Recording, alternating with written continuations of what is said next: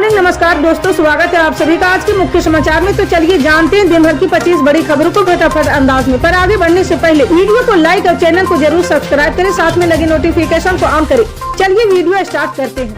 तमिलनाडु में हिंदी विरोध को लेकर सियासी जंग तेज हो गई, जिसका असर राज्य के बजट सत्र पर भी दिखाई दिया है।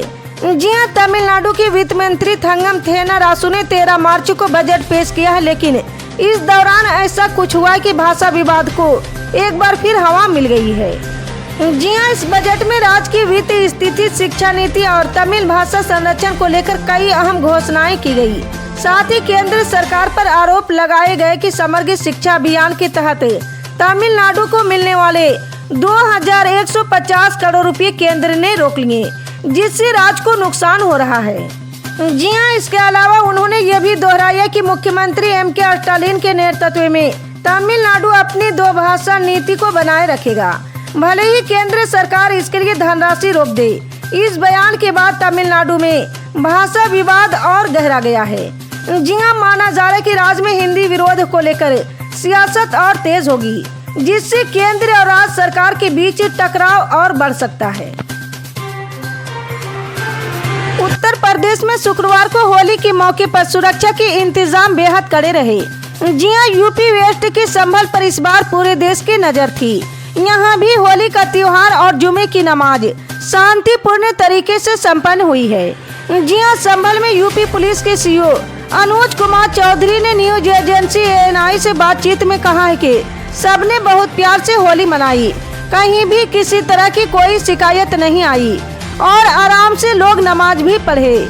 नमाज भी अच्छी तरीके से हुई।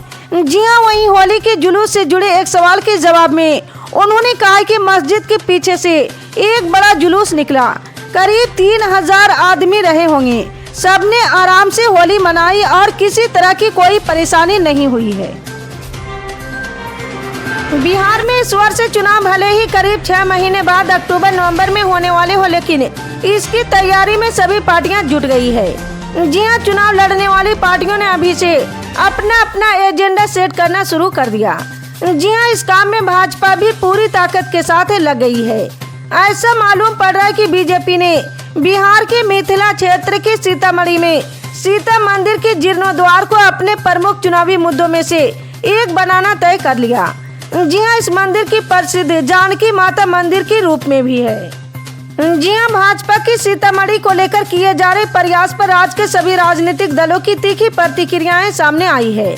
मुख्य विपक्षी दल राष्ट्रीय जनता दल ने कहा कि भाजपा को सीता मंदिर के जीर्णोद्वार का श्रेय नहीं लेना चाहिए। वहीं भाजपा के प्रमुख सहयोगी दल जनता दल ने मुख्यमंत्री नीतीश कुमार के नेतृत्व में इस परियोजना के लिए केंद्र से और अधिक धनराशि की मांग कर डाली है। बैंक के कर्मचारी 2 दिन की हड़ताल पर जाएंगे। Union form of bank union ने 24 और 25 मार्च को देशव्यापी हड़ताल का ऐलान किया है। जी हां, इंडियन बैंक एसोसिएशन से बातचीत बेनतीजा रहने के बाद ये फैसला लिया गया।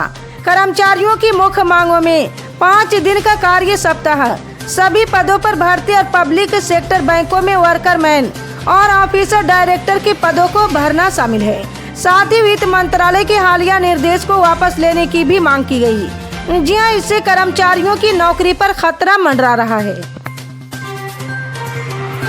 एक तरफ जहां होली का उल्लास धीरे धीरे अपने चरम पर आ रहा था, रंगों से सराबोर खुशियां बटोरते लोग अपने अपनी जिंदगियों में खोए हुए थे, लेकिन ठीक उसी वक्त पाकिस्तान सीमा पर एक और नापाक साजिश अपना सिर उठा रही थी। जी हां, पाकिस्तान को गलतफहमी थी कि फिजा में उड़ते गुलाल के बीच उसकी साजिश छिप जाएगी। इसी मंसूबे के तहत भारत पाकिस्तान बॉर्डर पर दुश्मन अपनी पूरी तैयारी के साथ पहुंच चुका था। जी हां, लेकिन सीमा पार बैठे दुश्मन को क्या पता था कि सीमा सुरक्षा बल के जाबाज उसके हर एक रग से वाकिफ है। जी हां, लिहाजा BSF के जवान पहले से ही ऐसे ही किसी हरकत का इंतजार कर रहे थे। उधर BSF की चौकसी से बेखबर दुश्मन ने अपना ड्रोन उड़ाया और भारतीय सीमा में भेज दिया। वहीं भारतीय सीमा में दाखिल होते ही BSF ने इस ड्रोन को मार गिराया। जी हां, BSF के जाबाज जवानों ने होली की इस माहौल में एक खतरनाक ड्रोन से तस्करी की साजिश को नाकाम कर दिया है। राष्ट्रपति व्लादिमीर पुतिन ने कवि के युद्ध विराम प्रस्ताव पर अपनी पहली सार्वजनिक टिप्पणी में वैश्विक नेताओं के प्रयासों की सराहना की है। उन्होंने भारतीय प्रधानमंत्री नरेंद्र मोदी, अमेरिकी राष्ट्रपति डोनाल्ड ट्रंप, ब्राजील के राष्ट्रपति लुइस इनासियो लूला दा सिल्वा और अन्य नेताओं को यूक्रेन रूस संघर्ष को समाप्त करने के प्रयासों के लिए धन्यवाद दिया है। जी हां, गुरुवार को बेलारूस के राष्ट्रपति अलेक्जेंडर लुकाशेंको के साथ प्रेस कॉन्फ्रेंस में पुतिन ने कहा है कि हम दुश्मनी समाप्त करने के प्रस्ताव से सहमत हैं, लेकिन ये समाप्ति दीर्घकालिक शांति के लिए होनी चाहिए और संकट के मूल कारणों को समाप्त करना चाहिए। लद्दाख के कारगिल में शुक्रवार तड़के 5.2 तीव्रता का भूकंप आया है, जिसके झटके जम्मू कश्मीर तक महसूस किए गए।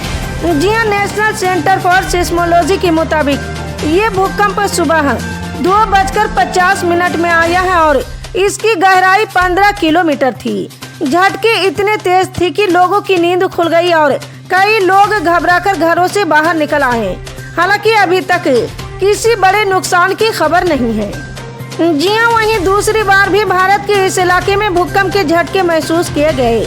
ये इलाका अरुणाचल प्रदेश के वेस्ट केमेंग में स्थित है। जी हां, सुबह 6:01 में आए इस भूकंप की तीव्रता रिक्टर स्केल पर 4 मापी गई। नेशनल सेंटर फॉर सिस्मोलॉजी के मुताबिक इसका केंद्र जमीन से महज 10 किमी की गहराई में था, जिससे झटके अधिक महसूस किए गए हैं। भोजपुरी सिनेमा की सुपरस्टार पवन सिंह की पत्नी ज्योति सिंह इस साल बिहार विधानसभा का चुनाव लड़ने वाली है। जी हां, इसका खुद ज्योति सिंह ऐलान कर चुकी है, लेकिन वो किस सीट से विधानसभा चुनाव लड़ेगी इसको लेकर कई कयास लगाए जा रहे थे, जिसका गुरुवार को ज्योति सिंह ने खुद खुलासा किया है।